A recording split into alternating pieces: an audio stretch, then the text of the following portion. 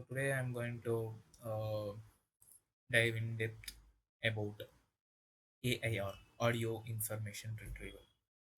So how AIR works, or like what is AIR in the first place, um is something where which starts with audio signals. Like nowadays,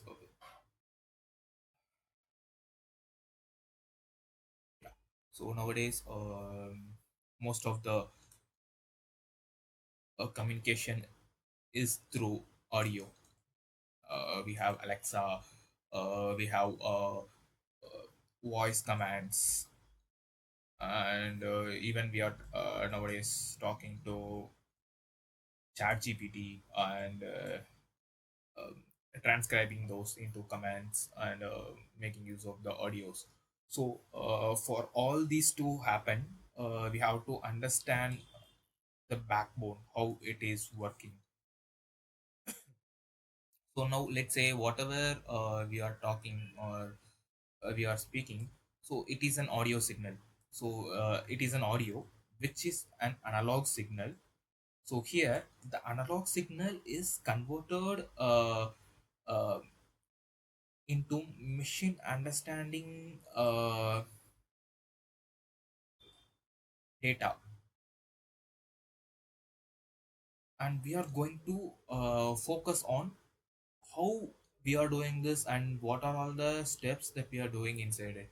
So actually there are multiple steps uh, that are involved in this process before the machine understands these audio signals that we are feeding it to.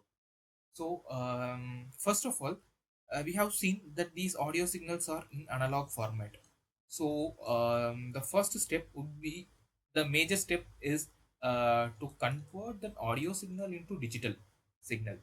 So now in this process, we involve, or we make use of multiple other processes like sampling, and after that we also make use of quantization. So these are all two major steps that are used in the conversion of audio to digital signal, sorry, analog to digital signal, where the audio is initially analog, and since the system cannot understand the analog signal, we are using these sampling, quantization, and along with that we will be using windowing, uh, framing,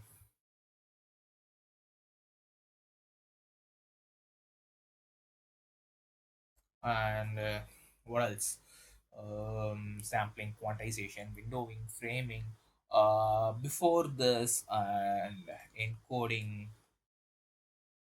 These are all some of the major steps that we use to convert the analog audio signal into digital signal. So let's start with sampling. So let's assume this is an audio signal which is in analog format. This is an analog format. So now we apply sampling to this signal, which breaks this analog signal with respect to time. So it samples the given signal with respect to time. So at each given interval, the samples would be taken, so that it would be converted into some kind of digital signals like this.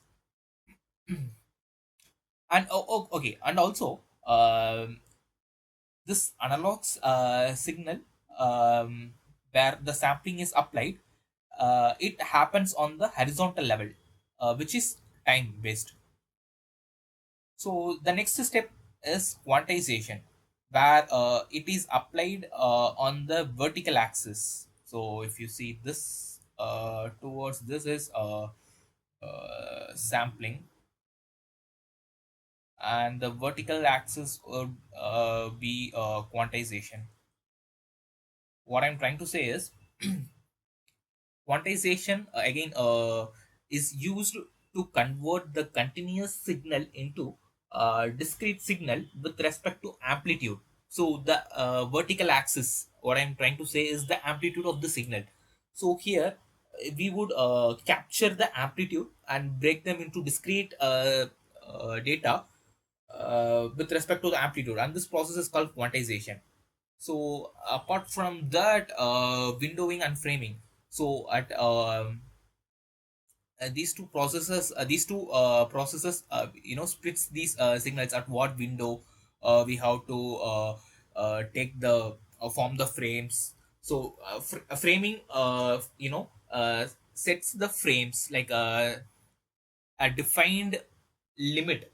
It frames the signal at a specific interval, specific limit. So it has to cut this the signal at this particular point. So the framing does that, and windowing, it windows those signals into those frame. So it captures those signals into the given frame, and what is encoding is, so now let's say after completing all this process, what we got is a digital values like 1 0 0 1 0 1 0 0 0. So this is what we have.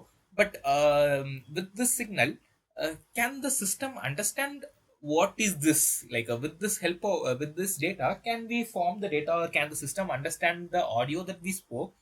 Obviously no. So here encoding comes into the picture. So it says, okay, what kind of data it is, how much amplitude is there, is it a stereo, is it a mono, how many people spoke, like all these datas are encoded, or um, how to say, like the machine understands all these data because of this encoding. So it assigns certain values with some data, which means, like, if it is 1 0, it means it has higher amplitude. If it is 0 1, it means it has lower amplitude. If it is 1 1 0, it means it has mono, it is a mono. If it is 0 0 1, it is a stereo. Something kind of like that.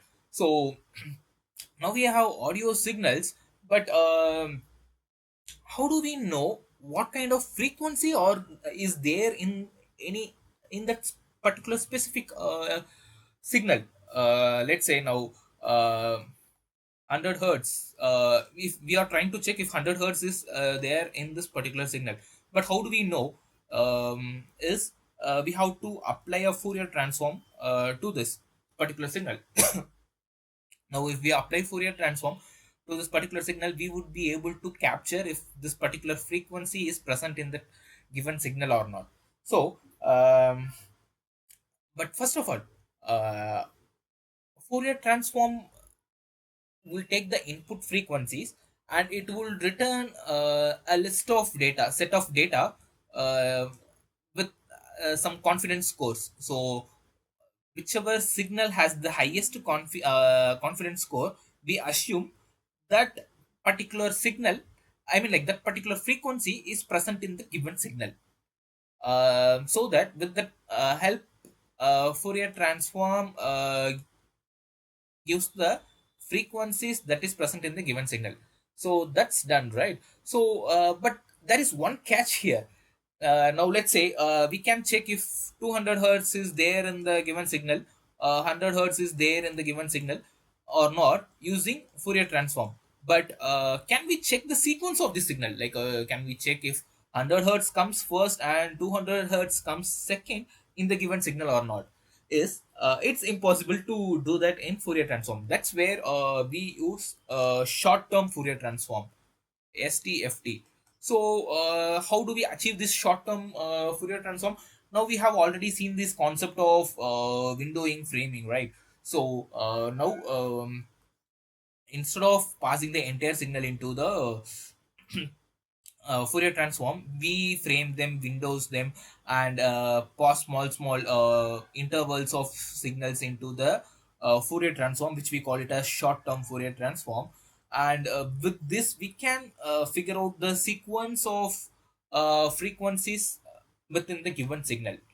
And not just that, once we got these data, um, we also can make use of Mel filter bank. So Mel filter bank. So let's put it in a simpler words. Now now we got the list of frequencies that are present in a given signal. Let's assume there are multiple frequencies. Let's say there is 100 hertz frequencies there in the signal, 200 hertz frequencies there in the signal, 250, uh, uh, 300, 400, 450. So now if we try to process all these frequencies in a single go, these are all too much information.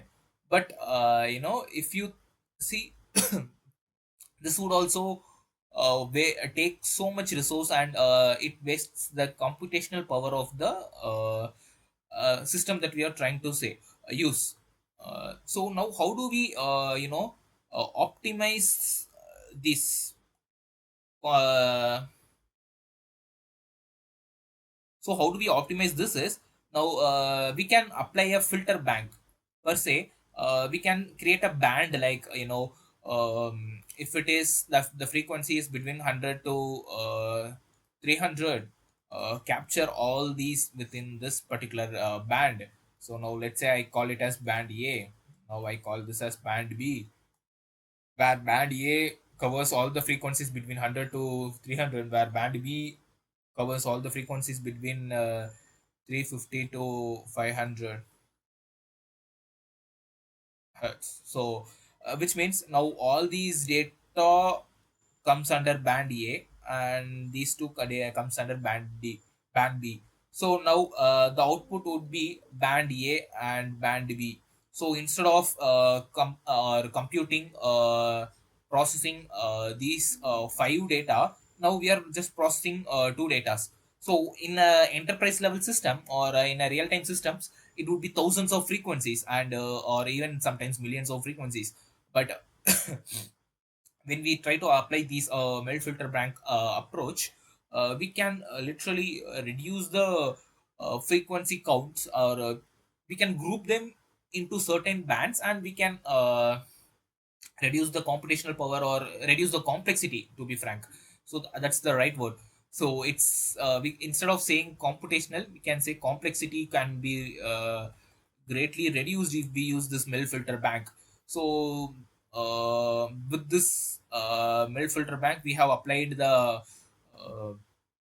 we have formed the band, right? So now let's say we can assign energy levels to each of these bands. So now let's say we have band A, band B, right? So in here band A there are four signals, whereas in band B there are only two signals. So I can assign more energy levels to band A, for example 50, and less energy levels to band B, since it has very less signals. It computes to 400, 850, whereas it computes to 300, 250, 550, plus 300, it would be 850.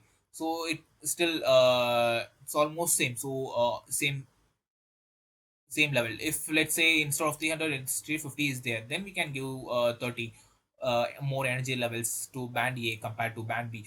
So this kind of approach would be followed uh, in a Mel filter bank. So after this, Mel spectrogram comes into the picture, where we uh, you know kind of make use of all these data that we have with bands and energy levels. So we can compute which band has which energy, which has the highest energy, which has the lowest energy, which band has the lowest energy, all these data from this Mel spectrogram. And this contains more info, because later from Mel spectrogram we will be using MFCC, which is we can say in a way it's a comprised or compact version of Mel spectrogram, because it reduces the data um, that we already have in the Mel spectrogram, and used by the system. So even in here, we can split into multiple ways based on the requirement, or the based on the application, where we use Chroma, or in this case, where in the other case we use timbre, where chroma is, let's say for example, sarigama pa, so pitch based, pitch A, pitch B, or I said right, sari gamma pa. So which pitch those signals come into, like that we can split based on the pitch in one way, or else we can go with timbre, where we can phonetics, split based on the phonetics, and process these audio signals. So I just we went from audio to frequencies, or how we process the signals at the uh, real time application level. So this is how a simple audio would be consumed by the any systems or any models or any llms uh, at finally. So let's say for us, we are just talking and passing this analog to the system. So before the system reads or tries to understand whatever we are talking, it has to go through all these steps that I have just discussed. So that's how it is.